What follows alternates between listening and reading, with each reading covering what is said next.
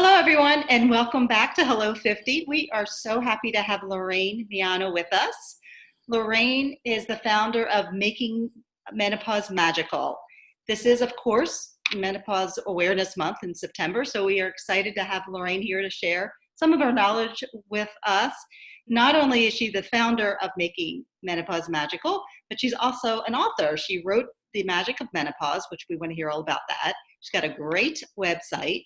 You can find her at events, speaking. My gosh, you're a busy woman. Yeah. Well, thank you so much for having me today, Mary Jo. I really appreciate it. I love your website, and I'm so glad that we're connected.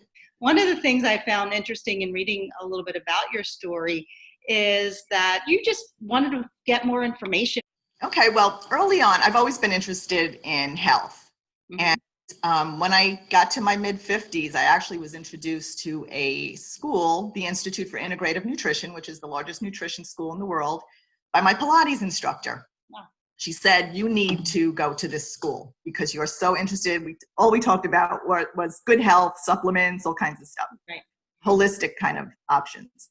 So it was exactly, I think, what my calling was, because my husband he was diagnosed with throat cancer in 2002. He's an 18-year survivor. Wow, good for you. Congratulations. Yeah, thanks.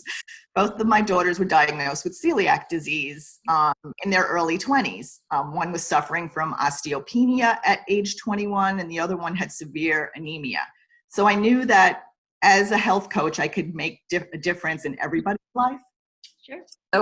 So after I went to school, I really thought I was going to help everybody. And most health coaches think that when they graduate.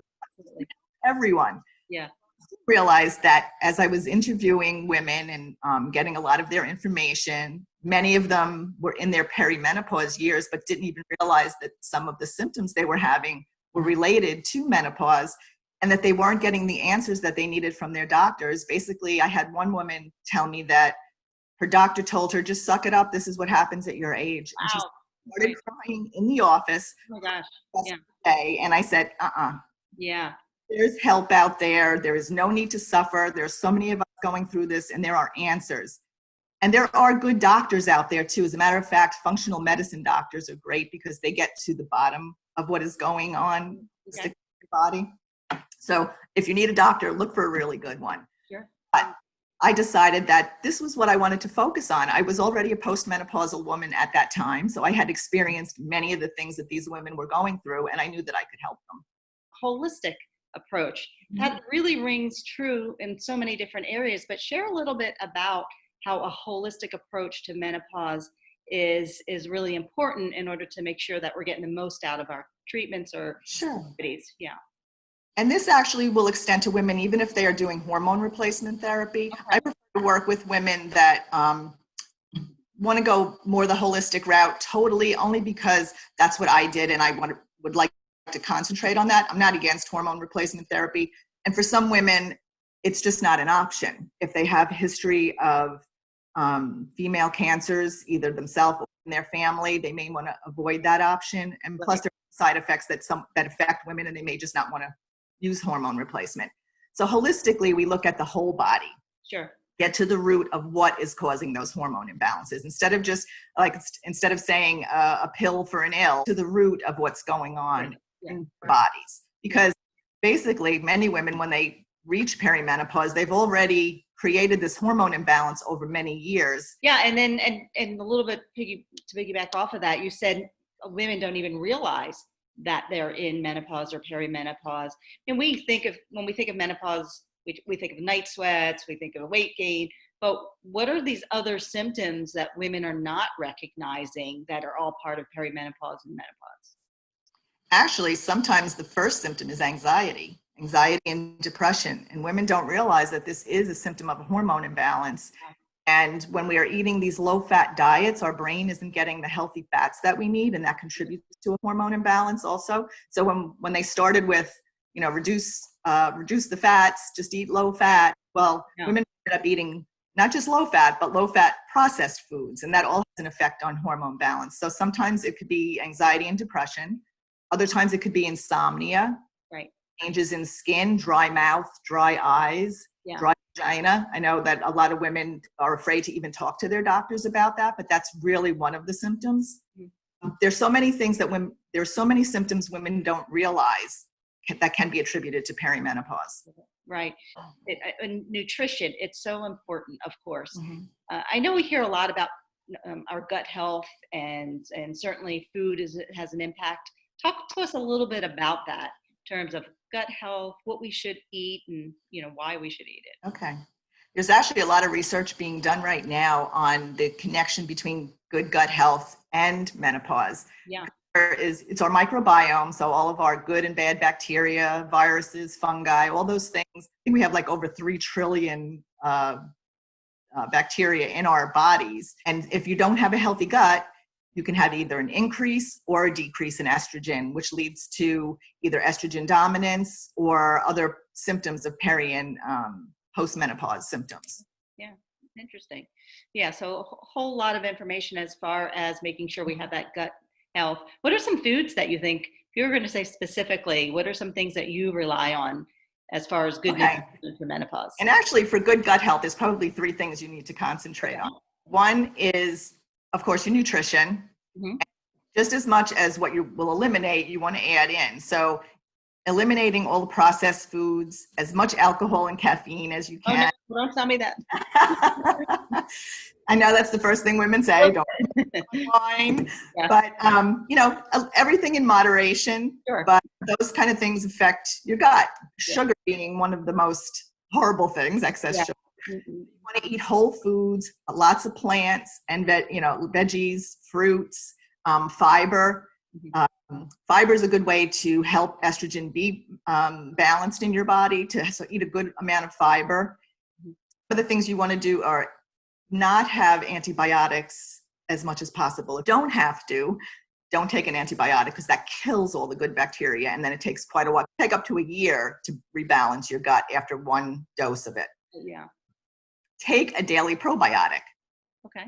So a good one I like is Dr. Ohhira. I think it's OHIRRA by Essential Formulas. I've been taking that probably for over 10 years, and I've gotten really good results with it. And when you're taking a good probiotic, though, you want to eat prebiotics. So these things women can look up. Just Google what a prebiotic is. But like onions, garlic, leeks, bananas, all of those feed the good bacteria in your gut. So along with providing the good bacteria, you want something for them to eat in your gut. So eat good prebiotics. Good balance there. One of the things I found so interesting is the cultural differences in our approach to menopause. One of the thought about something really funny when I first started getting my period. I was so embarrassed about it. My mother and I were at the doctor, and the doctor said, "Well, don't be embarrassed." In some cultures, they celebrate this time in our lives as becoming a woman. So thinking about that now, being on the other side of things, right? I was thinking about that correlation earlier about how with menopause in some cultures it's really celebrated, and here it's a little bit more of a negative connotation, don't you think? Yeah, and actually, there's a doctor at Yale, Dr. Minkin, her name is. She did a study on how cultures that embrace age and find wisdom and hold women up in high regard, not just women, the elderly in high regard as being the ones holding the wisdom, those women actually have a better menopause experience. Wow. Versus our Western culture where age is almost demonized. I don't even say that. Yeah. You don't want to get old and it's horrible and whatever. So, and women in our culture seem to have a worse menopause. So I always say, and I think I write about it in my book, about the perception. Your perception of menopause can determine your experience with it. Yeah. So if you go into it thinking it's going to be horrible, chances are it'll be horrible. But if you go into it with a really good mindset and know that, yes, it can be magical, I'm proof of it. I'm on the other side, 62 years old, I've been through it. So I'm proof that there is magic in menopause. And I want other women to embrace that too and know that there's nothing to fear. When you were 55, my gosh, tell us about getting started with not your career, but just moving on to this new venture in your life, as you were starting to get a little bit. Well, I became a grandmother at age 48. And at that time, I was like, oh my God, I can't believe this is happening to me. I'm too young to be a grandmother. Well, that is the best thing that ever happened to me. Of course, right? I've got 5 and 1 on the way. Okay. So that really keeps me young. Yeah. And I appreciate that now in these years from 50 and over, that I get to travel, I get to see them, I get to experience new things, new passions. So at 55, we were talking about 55, I became a health coach. I became an author at 58. Yeah. I'm studying now at 62 to become a certified aromatherapist. I plan on writing another book. I think there's so much for us to celebrate in these years, and that there's so much that we still have left to do. We have at least 30 to 50% of our life ahead of us as, postmenopausal women. So that's a long time. And that's a long time to have to suffer if you are suffering. So there's no need for it. No, yeah, great message. So this is all great messaging for women as we get older, that there's nothing we can't still do. We can go back to school. We can start a new business. We can be coaches because we bring some wisdom. Right. We have the wisdom. Yeah, we should embrace it. If there were 2 things, I do want to find out a little bit about what is next for Lorraine, but if there were 2 things that you were to recommend to women in our Hello 50 community, as far as, let's say, when it comes to menopause and next steps in life, what would they be? I would say the first one is to have that positive mindset. Yeah. Look at menopause as magical years. Sure. Look at it as a time for new beginnings. Mm-hmm. It's not ending, it's a new beginning. There's so many things ahead of you in your life. So take those steps, read inspirational books, join support groups, all of that. So just take that positive outlook on menopause. And I would say the second thing is, and I think this is very important for women, listen to your bodies. Mm. And I love the saying, it goes, listen to your body when it whispers so you don't have to hear it scream. Wow. So if you're experiencing, that's fantastic. Yes. It's like really pay attention to what is happening. A little something, take care of it now. Oh my gosh. Until you're full blown, like I did, and I write about it in my book, full blown anxiety, or full blown weight problem, to diabetes, insulin resistance. You don't want to wait. So listen to your bodies now and just take those little steps to make it healthy. Yeah. And that's such great advice. I think women, a lot of times, we just write off those little noises or sounds, and either it could be that we're getting older, or a lot of times women are busy taking care of other people. So exactly. Sometimes we've got to take that step back and say, wait a second here. If I am going to take care of other people, I better listen to a little bit of what's going on with my own body. So great. You're right. And we tend to we look at ourselves, we put ourselves on the back burner, and self-care and are not selfish. So you really need to take care of yourself. Oh, that's awesome. Great advice. Last thing before we wrap up, if someone out there wants to learn more about what Lorraine Miano has to say, where should we go and what's on the horizon? Tell us. So the magicofmenopause.com is where you find I have lots of free downloads and things there in my blog. I also have a menopause market there. So one of the things that I do as a health coach is I curate products, holistic products, specifically for women during these years that could help them, from supplements to cooling PJs to cooling necklaces and all kinds of things that women can use during these years. So it's called the Menopause Market on my website.